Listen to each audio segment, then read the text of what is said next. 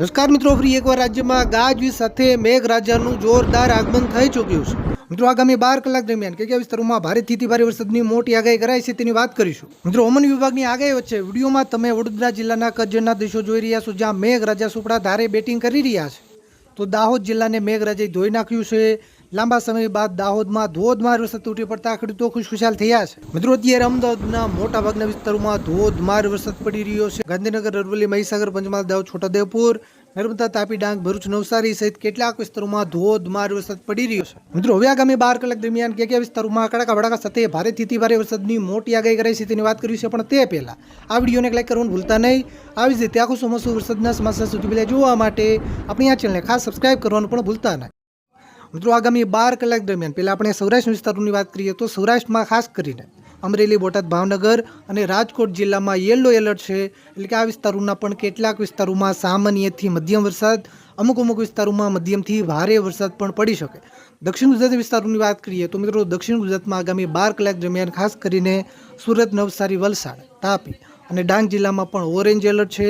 એટલે કે આ જિલ્લાઓના પણ કેટલાક વિસ્તારોમાં મધ્યમથી ભારે વરસાદ, અમુક વિસ્તારોમાં ભારેથી અતિ ભારે વરસાદ પણ પડી શકે. નર્મદા અને ભરૂચ જિલ્લામાં મધ્યમથી ભારે વરસાદની આગાહી કરાઈ છે. મિત્રો, મધ્ય પૂર્વ ગુજરાતમાં આગામી 12 કલાક દરમિયાન ખાસ કરીને આણંદ અને વડોદરા જિલ્લામાં ઓરેન્જ એલર્ટ જાહેર કરાયું છે. એટલે કે આ વિસ્તારોમાં પણ ભારેથી અતિ ભારે વરસાદ પડવાની શક્યતા છે. મહીસાગર, પંચમહાલ, દાહોદ, છોટાઉદેપુર, અમદાવાદ અને ખેડા જિલ્લામાં પણ યલો એલર્ટ છે. એટલે કે આ વિસ્તારોમાં સામાન્યથી મધ્યમ વરસાદ, અમુક વિસ્તારોમાં મધ્યમથી ભારે વરસાદ પણ પડી શકે. મિત્રો, ઉત્તર ગુજરાતમાં પણ ખાસ કરીને સાબરકાંઠા, અરવલ્લી, ગાંધીનગર, મહેસાણા અને પાટણ જિલ્લામાં પણ યલો એલર્ટ જાહેર કરાયું છે. એટલે કે આ વિસ્તારોમાં પણ સામાન્યથી મધ્યમ વરસાદ, કોઈ એવા ટૂંકા વિસ્તારો ત્યાં મધ્યમથી ભારે વરસાદ પણ પડી શકે. બનાસકાંઠા જિલ્લામાં હળવાથી મધ્યમ વરસાદની આગાહી છે.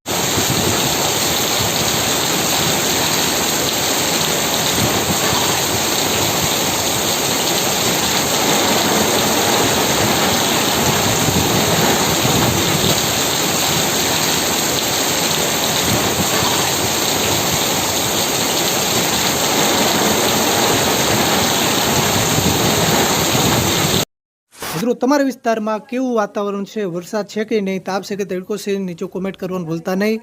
આ વિડીયોને તમારા બધા જ ગ્રુપમાં શેર કરજો, જેથી બધા ખેડૂત મિત્રો સુધી માહિતી પહોંચે. આવી જ રીતે આપણા ખેડૂતોના હિત માટેના કોઈ પણ ઉપયોગી સમાચાર સૌથી પહેલા જોવા માટે આપણી ચેનલને ખાસ સબસ્ક્રાઇબ કરવાનું પણ ભૂલતા